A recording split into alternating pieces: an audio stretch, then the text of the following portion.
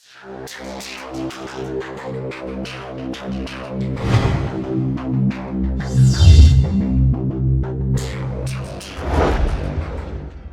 2022년 3월 4일 이정훈입니다. 제목이 미국과 친구할래, 중국과 친구할래 이렇게 잡아봤습니다. 부제는 뭐냐? 우리 문재인 대통령한테 드리는 말씀이네요. 종전선언 웃기는 소리 하지 말고 죽어도 한미동맹. 네, 이겁니다. 이 표를 봐주십시오. 인터넷에 있는 국가별 GDP 순위입니다. 압도적으로 미국이 1위입니다. 네. 이 10위권 국가가 앞에 나와 있는데 제10위가 대한민국입니다. 1조 8,067억 달러. 제가 무슨 말씀 드리는가 하면은 이 대한민국 뒤에 우크라이나를 침공한 러시아가 있다는 걸 말씀드리려고 하는 겁니다. 다음 표를 보시면 러시아입니다. 1조 7,107억 달러. 11위. 대한민국이 러시아 바로 앞에 있습니다. 그럼 대한민국 앞에 있는 9개 나라는 어떤 나라냐? 당연히 G7이죠. 근데 2개 나라가 더 있어요. 누군가 봤더니 인구 대국인 중국과 인도입니다. 중국은 워낙 인구가 많아서 미국의 22조를 차지한 미국에 이어서 16조 6,423억으로 2위. 인도 10억 국가인 인구 10억인 인도가 3조 497억으로 6위. 네. 그럼 대한민국 앞에서 국가별 잘 사는 나라는 G7 국가에다가 중국, 인도밖에 없습니다. 러시아가 우리 뒤에 있습니다. 러시아 핵이 있어 대단한 나라 보이죠? 핵 빼고 나면은 우리보다 훨씬 못 사는 사람입니다. 핵이 있어야 우리랑 비등비등한 나라입니다. 이런 나라가 우크라이나를 쳐들어갔습니다. 우크라이나 면적이 한반도의 2.733배, 한 3배쯤 보시면 됩니다. 인구는 4,346만, 네, 한 4,400만 보셔도 좋고요. 국가 GDP는 1,645억 달러. 1,645억 달러니까 대한민국의 10분의 1이라고 보시면 됩니다. 러시아가 우리랑 비슷하니까 자국의 10분의 1밖에 안 되는 국력을 가진 나라를 쳐들어갔습니다. 인구도 당연히 적고요. 이 우크라이나랑 비교하고 싶은 나라가 저는 2003년 미국이 침공했던 이라크입니다. 이라크의 면적은 한반도의 2배입니다. 그러니까 우크라이나의 3분의 2죠. 인구는 4,117만 명으로 거의 비슷합니다. 우크라이나하고. 국가 GDP는 1,907억 달러. 그러니까 1,645억 달러가 우크라이나니까 조금 더 많습니다. 그러나 대충 우리랑 얘기하면 역시 대한민국의 10분의 1밖에 안 됩니다. 그러면 우크라이나하고 이라크는 국력이 비슷하다고 볼 수 있죠. 물론 미국이 쳐들어간 건 2003년, 러시아가 쳐들어간 거는 우크라이나 2022년이라는 차이가 있지만 지금의 국력은 비슷합니다.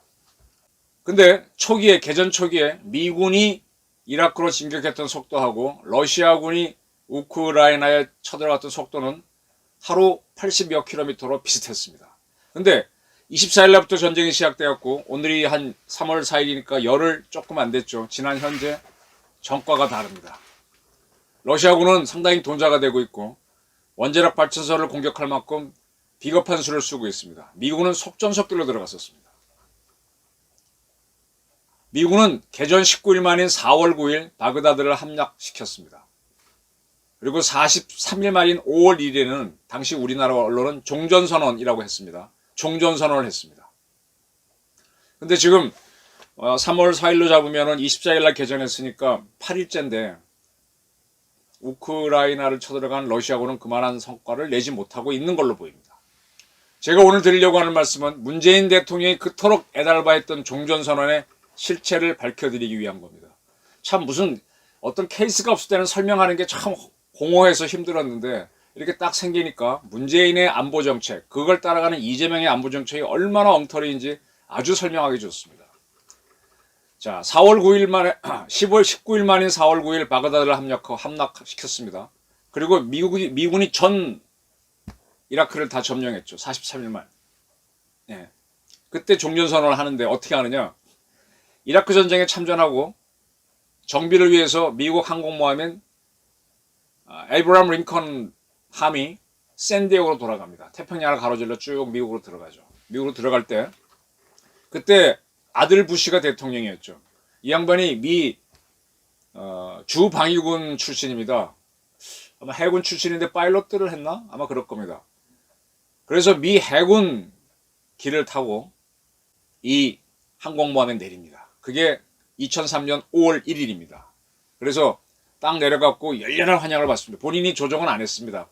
옆에 타고 있었지만 나이도 많죠. 그래서 연단에 쓴 다음에 연설을 합니다. Major combat operations in Iraq have ended.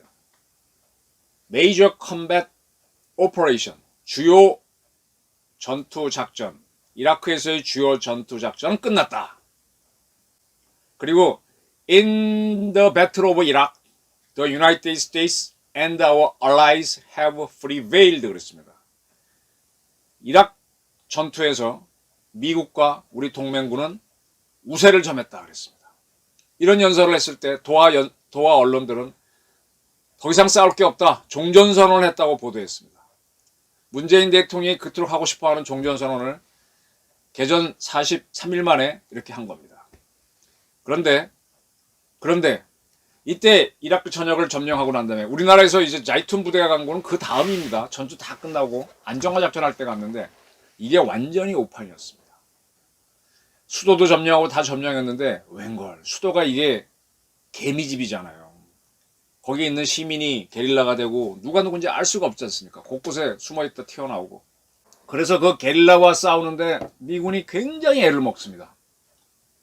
그로부터 7년 5개월간 7,500억 달러를 퍼부었고 미군 장병 4,400명이 전사합니다. 한국군은 가장 안전한 자이툰에 가 있... 우리 한국군 싫어할지 모르겠다.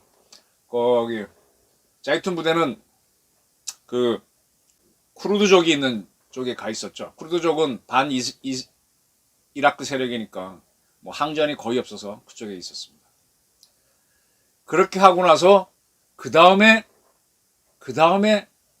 2011년 12월 15일 버락 오바마 대통령이 다시 종전선언을 하면서 미군이 빠져나옵니다. 상당히 오랜 시간이 걸렸죠. 그러면 개전 47일인가 6일 만에 한 종전선언은 주요 컴뱃 오퍼레이션 전투 작전이 종료됐다고 선언했는데 나중에 더 세월이 7년여가 지난 다음에 많은 희생을 치르고 버락 오바마 때 종전선언을 하면서 이라크 정부를 물론 세워줬고 이라크 군도 세워줬고 니들이 해봐라 한 다음에 철수를 하는데 그 다음에 이라크가 어떻게 됩니까?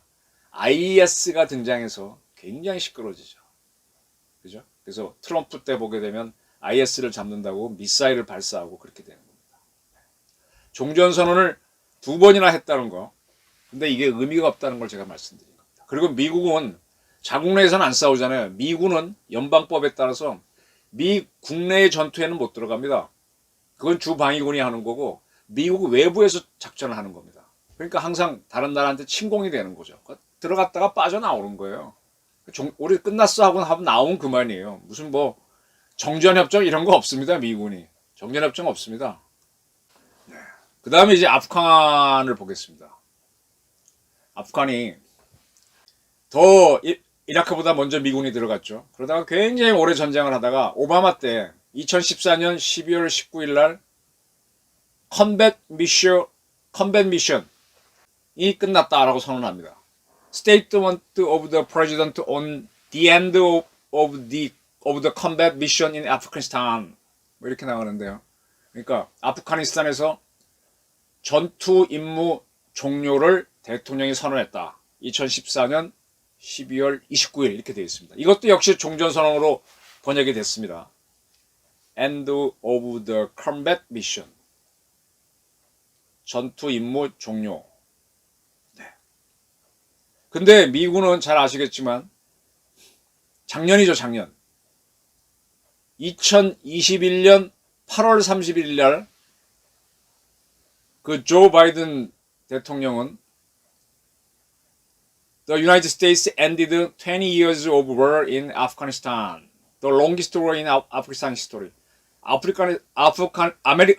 The longest war in American history. 미국 역사에서 가장 긴 20년간의 아프간 전쟁을 끝냈다라고 하면서 철군합니다. 이때 한국 공군도 가가지고 우리 수송기로 미라클 작전을 수행하면서 미군과 우리 부대에 협조했던 아프가니인들을 데려왔죠. 기억나십니까? 분명히 2014년에 오바마가 종전선언을 했는데 종전이 안 되고 다시 2021년 8월 31일 날 20년 전쟁을 끝내게 됩니다. 20년 전쟁이 아프간에서 보낸 그게 미국 역사에서 가장 긴 전쟁이다 하고 끝내게 됩니다.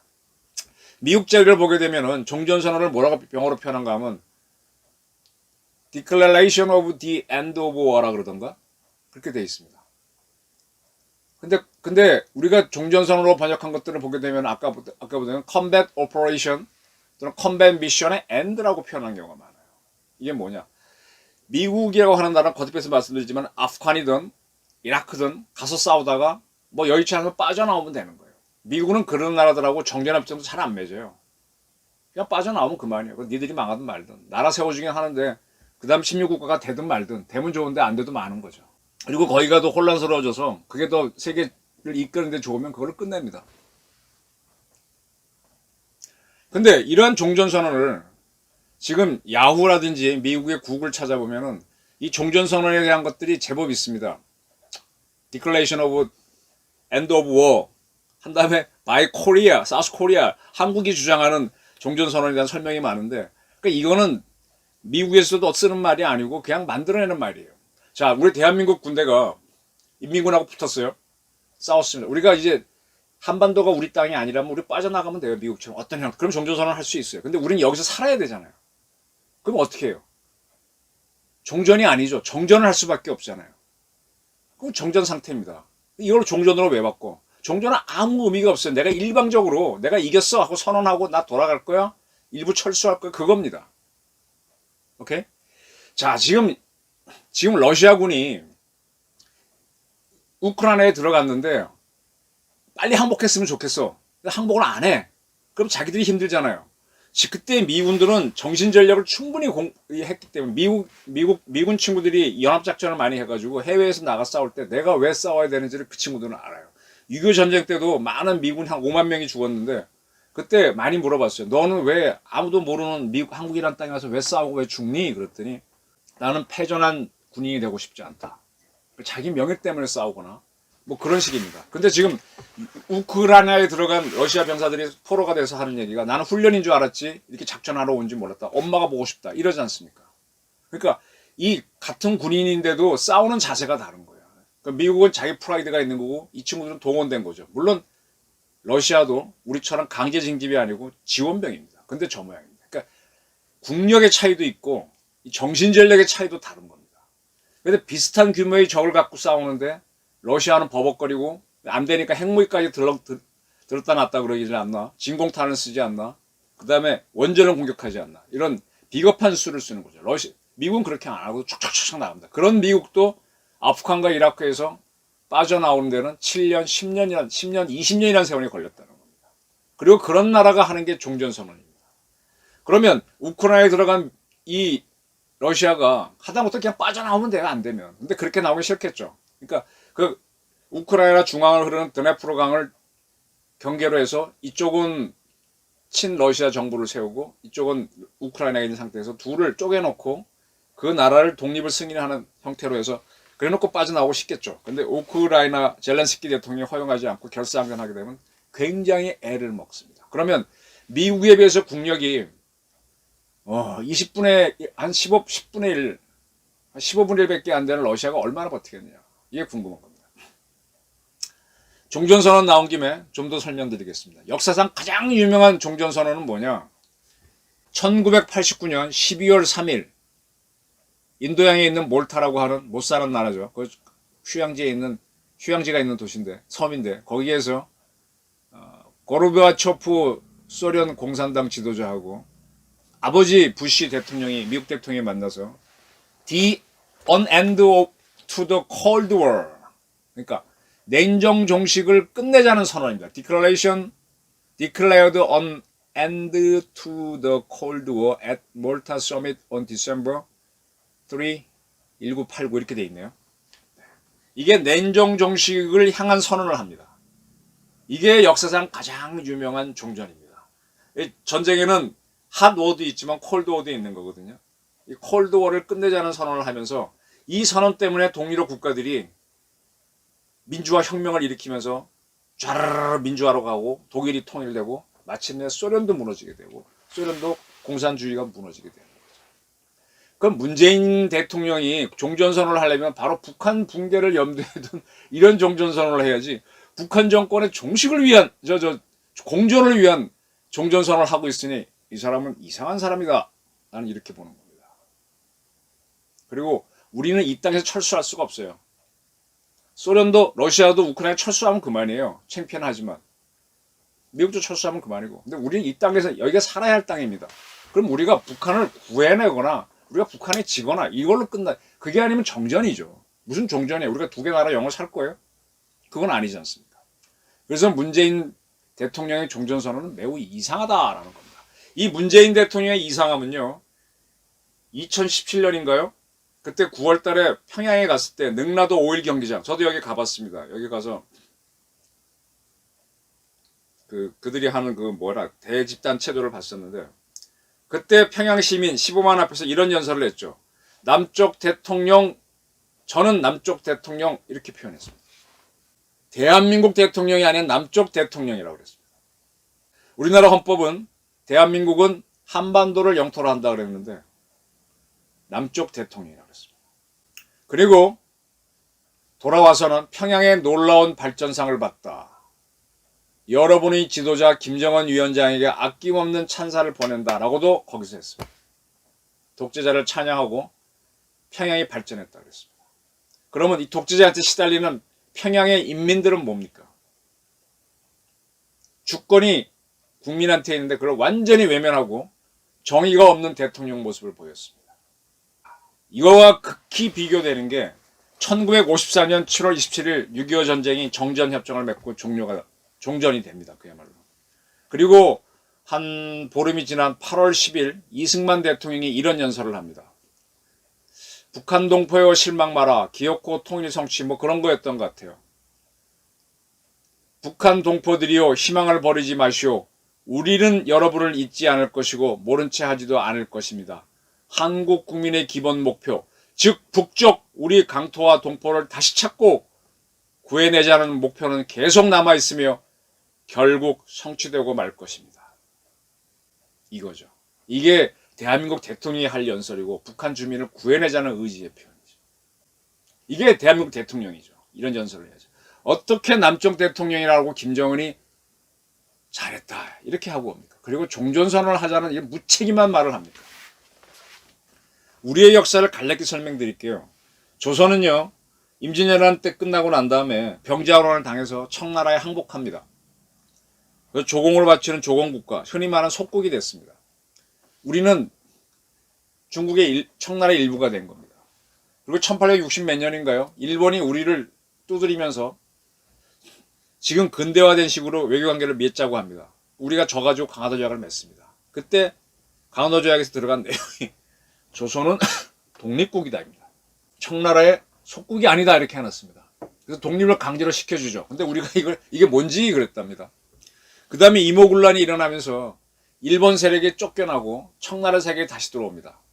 그리고 청이 우리하고 지금과 같은 조약에 의한 외교관계를 맺습니다. 그래서 조청, 수륙, 상민, 무역 장정인가 해서 이제 외교관계를 맺자는 협정을 맺는데 그 협정도 협정 내용에 보게 되면 조선이 청의 속국으로 인 것처럼 묘사되어 있습니다. 다시 청의 속국으로 가는 거죠. 그 다음에 청일전쟁에서 일본이 청나라한테 이긴 다음에 청나라와 직접 우리가 아니라 청나라랑 걔네가 항복했으니까 강화조약을 맺을 때 제1조를 조선은 독립국이다라고 딱 봤습니다. 그럼 청도 인정한 거죠. 그렇게 되니까 우리나라에서 비로소 조선에서 우리가 독립했구나 해서 종립협회가 만들어지고 우리도 청나라와 같은 제국이다 그래서 대한제국을 만들게 되는 거예요. 그럼 우리의 독립은, 청으로부터의 독립은 일본이 두 차례 시켜준 거고 한 차례는 도로 청나라에 들어갔다가 일본이 독립시켜줬다가 도시 청으로 갔다가 다시 일본이 독립시켜준 이런 모양이 되는 거죠. 근데 우리가 일본한테 끌려가기 싫어갖고 러시아한테 또 찾아갑니다. 이게 또 긴장을 불러갖고 일본하고 러시아하고 한판 싸워서 일본이 러시아한테 또 이깁니다. 강화조약을 해서 포츠모스 강화조약으로 승리를 확인하죠. 그러니까 어떻게 해요? 이 조선은 안 되겠구나 해서 너는 우리한테 외교권 내놔 해서 을사늑약을 맺게 되고 안중근 의사가 그 이토 히로부미를 사살하니까 그 이듬해 한일 합방을 가면서 다시 우리를 완전히 독립을 뺏어버리죠. 이러한 독립을 또 시켜준 게 누구냐? 1945년 일본을 항복시킨 미국입니다. 계속 우리의 독립은 강화도 조약 이후에 일본, 청일전쟁 이후에 일본, 그리고 2차 대전 이후에 미국에 의해서 주어진 겁니다. 이러한 우리가 그리고 국가를 세우는 게 48년이고 그리고 2년 후에 전쟁을 북한으로부터 당합니다. 절체절명의 위기인데 미국을 끌어들여서 막아냈죠. 살아남았죠. 그런데 그렇게 절박한 전쟁을 치렀는데 이승만 대통령은 정전에 합창할 때 내가 북한을 잊지 않았다. 북한 주민을 구하러 갈 테니 기다려달라는 연설을 합니다. 근데 그로부터 70년 후에 대통령이 되는 문재인이라는 사람은 북한 주민을 억압하는 김정은이 잘한다 이래 박수를 치고 나는 남쪽 대통령입니다. 이런 소리를 합니다. 북한 주민을 해방시키겠다는 뜻이 전혀 없는, 그리고 종전선언을 하자는, 우리가 지금 뭐 미국입니까? 철군할 때가 있습니까? 이런 사람이었습니다. 이제 좀 이해가 되십니까? 자, 근데 이러한 대한민국이, 문재인은 저렇지만은 박정희나 전두환, 이승만의 노력으로 지금은 러시아보다 잘 사는 나라입니다. 북한은 아까 이라크나 우크라이나가 국가 GDP가 제가 한 2천억이 안 된다 그랬는데 북한은 300억이 안 됩니다. 우리의 거의 50분의 1밖에 안 됩니다. 그러면 우크라이나보다 훨씬 이라크보다 약한 나라거든요. 근데 저 나라가 뭐가 있냐? 핵이 있어서 문제인 거예요. 근데 저 나라가 만약에 여러 가지 위협을 가한다고 할 때 러시아도 우크라이나 들어가는데 우리도 못 들어갈 이유가 없죠. 실력으로 보면. 핵만 딱 제거할 수 있으면. 그것도 방법이 있어요. 어려운 거 아닙니다. 그렇게 해서 북한 인민을 해방시킬 생각을 해야죠. 북한을 해방시켜줘야죠. 우리가, 북한 애들은 맨날, 주사파들은 우리를 해방시키래. 뭘 어디로부터 해방시키라는 거야. 자, 우리가 지금까지 크는 과정에서 45년 이후에 또 6.25 전쟁 이후에 누구랑 동맹을 맺어서 안보가 확실해졌습니까? 미국입니다. 우리를 침략했던 중국, 일본, 6.25 때 북한을 사주에서 침략했던 러시아, 소련, 얘네들하고는 같이 있으면 우리가 위험하죠. 미국은 태평양이라는 큰 바다를 띄고 있어서 여기 군대는 주둔하고 있지만 우리 직접 지배하기가 어려워요. 그러나 옆에 세 나라는 국경이나 바다로 바로 들어올 수 있습니다. 근데 이 미국의 국력은 월등하게 강합니다. 아마 세계 잘 사는 나라 10개국 중에서 미국을 제한 9개 나라를 다 합쳐도 미국보다 못 삽니다. 한 15, 20위까지 합쳐야만 미국하고 비슷할 겁니다. 그럼 미국은 혼자 전 세계를 상대할 수 있는 나라입니다. 그럼 미국과 동맹을 맺는 게 좋습니까? 문재인처럼 중국하고 동맹을 맺는 게 대한민국 나가는 데 좋습니까? 오케이? 자, 북한의 급변 사태가 일어나서 한국군이 들어갈 때 러시아가 지금 버벅거리는데 우크라이나보다 더 약한 나라가 북한이니까 미국이 이라크 들어가듯이 우리도 들어갈 수 있어야죠. 그래서 미국은 게릴라전에 걸려서 7, 8년을 고생했지만 우리는 그걸 단기간에 정리하고 북한 정부를 세워서 그 정부가 스스로의 결정으로 대한민국에 합병되겠다. 이 통일을 해야죠. 그렇게 했던 게 2014년에 러시아가 크림반도를 그렇게 해서 합병을 했었습니다. 자, 그렇게 우리가 하는 능력을 갖춰야 되고, 또 하나, 근데 만약 미군하고 같이 간다면 어떻겠습니까? 그럼 더 좋죠. 그러면 그때 중국이 설사 개입하는 것도 막을 수 있고, 러시아 개입 막을 수 있고, 일본은 어떻게 하겠냐고요? 일본이요? 제가 확실하게 말씀드리겠습니다. 아베가 총리를 할 때, 아베 총리가 한반도는 대한민국 주도로 통일되는 걸 자기는 지지한다 그랬습니다. 자유민주 체제인 대한민국으로 통일되는 걸 지지한다 그랬습니다. 일본은 우리가 통일하는 걸 지지합니다. 문재인 같은 사람이 나오니까 한일 관계가 나빠지는 거죠. 자, 그러면 지금 우크라이나를 보면서 한국군이 준비해야 될 거는 러시아군처럼 하면 안 된다. 근데 우크라이나의 국력의 20분의 1밖에 안 되는 게 북한이니까 어쩌면 우리가 1대1로 붙으면은 미국이 이라크 들어가듯이 우리는 북한 들어갈 수 있다. 그런 능력이 있다. 핵이 하나 문제인데 그것만 딱 제거할 수 있는 방안만 있다. 근데 미국을 얻고 들어간다면 더 쉽다. 그러면 중국까지 견제할 수 있다. 자, 지금 미국의 고민을 말씀드릴게요. 미국은 유럽에서는 영국과의 대서양 헌장을 토대로 나토라고 하는 30개 동맹과 딱 맺고 있습니다. 근데 아시아로 오게 되면은 미국은 일본하고 미일 안보 조약을 맺었는데 그건 일본이 항복했기 때문에 미국이 일본에 안보를 해준다는 의미에서의 동맹. 그건 주종 관계의 동맹입니다. 대등한 동맹은 한미 동맹밖에 없습니다. 근데 미국이 중국을 통제하기 위해서 쿼드를 만들었는데 쿼드에 참여한 인도라는 나라가 지금 러시아, 우크라이나 침공한 러시아를 적대시하는 이 공동전선에 참여를 안 해요. 과거 인도는 러시아랑 굉장히 소련과 가까이 지낸 나라입니다. 중국과는 사이가 안 좋고. 그러니까 반중은 하지만 반노는 안 합니다. 지금 쿼드 중요 국가인 인도는 대러시아 동맹전선에 빠졌습니다. 그리고 일본은 국력이 세지만은 평화협법 때문에 군사작전을 해외에서 하는데 제약이 있고 미국이 참전하는 작전을 참여는 할 수 있지만 이 서포트만 하지 전투는 못하게 돼 있습니다. 그러니까 기본적으로 뭐가 안 돼요. 호주 좋은 나라죠. 호주가 우리나라, 러시아, 그 다음 호주 정도로 잘 사는 나라인데 호주의 군사력은 대한민국 군사력이 한 5분의 1밖에 안 됩니다. 가장 강력한 군사력은 동북아에서 한국이 갖고 있습니다. 근데 문재인 정권은 계속 쿼드에 반대하고 이렇게 빠져나왔거든요. 근데 우리 한미 동맹을 토대로 호주도 들어오고 뭐 일본 들어오는 문제는 또 미일 관계가 별도로 있지만 그게 어떻게 들어와서 이게 동아시아판 나토가 된다면 우리는 유럽에서의 영국이 차지하는 지위를 우리가 차지할 수 있습니다. 우리가 일본을 잡을 수 있는 거예요. 그리고 그걸 토대로 통일할 기회가 오는 겁니다. 우리의 국력은 우크라이나를 다루는 러시아보다도 우세하다. 근데 북한은 우크라이나보다 못한 나라다. 그럼 우리 대한민국은 어떤 나라를 만들어야 되지? 저는 답이 나온다고 봅니다. 종전선언 같은 헛소리 하지 말고 무조건 한미동맹, 가장 괜찮은 동맹체야. 미국과 친구할래, 중국과 친구할래. 문재인 정권 이 사드 문제에 걸려갖고 계속 문재인 씨가 시진핑 와주세요 하는데 안 오잖아요. 간다 하면서 그때마다 뭐 이유가 뭐예요? 왜 사드 안 없애냐고. 오지 말라 그래야죠. 이렇게 저자세 외교를 하니까 저렇게 절절매는 겁니다. 김정은한테 시진핑한테. 우리 국격을 깎아먹은 정권입니다. 이재명이도 그럴 것 같아요. 종전선언 웃기는 소리 하지 말고 한미동맹, 제가 오늘 주장하는 건 이겁니다. 한번 미국과 친구할래, 중국과 친구할래 곰곰이 생각해 보시기 바랍니다. 경청해 주셔서 감사합니다.